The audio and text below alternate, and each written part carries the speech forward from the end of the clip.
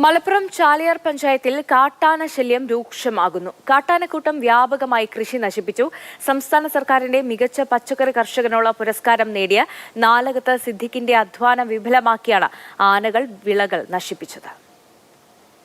100-ലധികം നേന്ത്രവാഴകൾ, പൂവൻ വാഴകൾ, പൈനാപ്പിൾ, കപ്പ തുടങ്ങിയ കൃഷികളാണ് കാട്ടാനക്കൂട്ടം ചവിട്ടിമെതിച്ചത്.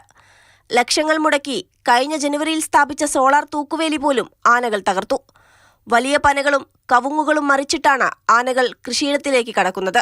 ബാങ്കിൽ നിന്നും പണയം വെച്ചും ഒക്കെ ഉണ്ടാക്കുന്ന ഫണ്ട് തിരിച്ചു കൊടുക്കാനാകുമ്പോൾ ആന നശിപ്പിച്ചാൽ, അല്ലെങ്കിൽ സർക്കാർ അത് യഥാസമയം തരികയാണെങ്കിൽ എനിക്ക് കുഴപ്പമില്ല. ആന നശിപ്പിച്ചോട്ടെ, അവർ ആനയല്ല, അവർ ആന തിന്നു പോയിക്കോട്ടെ, എനിക്ക് നഷ്ടമൊന്നും ഇല്ല. ഒരു പൈസ നമുക്ക് തരണം. കഴിഞ്ഞ ജനുവരി മാസത്തിൽ മാത്രം 2000-ഓളം നേന്ത്രവാഴകളും കപ്പയും പൈനാപ്പിളും 1000-ഓളം പൂവൻ വാഴകളും കാട്ടാനകൾ നശിപ്പിച്ചിരുന്നു.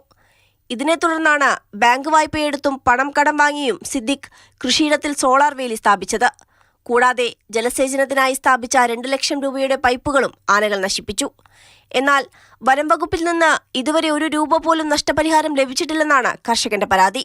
ഞാൻ ലക്ഷങ്ങൾ മുടക്കിയിട്ട ഫെൻസിങ് പല ഭാഗത്തും ചവിട്ടി ഒടിച്ചിട്ട്, ഒരു ഭാഗത്തിൽ പല ഭാഗത്തും ഒരു പന മറച്ചിട്ടു, പിന്നെ കവുങ്ങ് മറച്ചിട്ടു.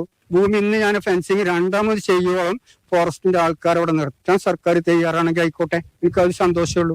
കാട്ടാനകൾ കൃഷി നശിപ്പിക്കുമ്പോൾ വനം വകുപ്പിലെയും കൃഷി വകുപ്പിലെയും ഉദ്യോഗസ്ഥർ സ്ഥലത്തെത്തി നാശനഷ്ടങ്ങൾ വിലയിരുത്തുന്നതല്ലാതെ യാതൊരു തുടർ നടപടിയും ഉണ്ടാകുന്നില്ലെന്നും കർഷകർ പറയുന്നു. സർക്കാർ അടിയന്തരമായി നഷ്ടപരിഹാരം ലഭ്യമാക്കണമെന്നും അല്ലെങ്കിൽ ജീവിതം മുന്നോട്ടു പോകാൻ സാധിക്കാത്ത അവസ്ഥയാണെന്നും സിദ്ദിഖ് പറയുന്നു. മാതൃഭൂമി ന്യൂസ്, മലപ്പുറം.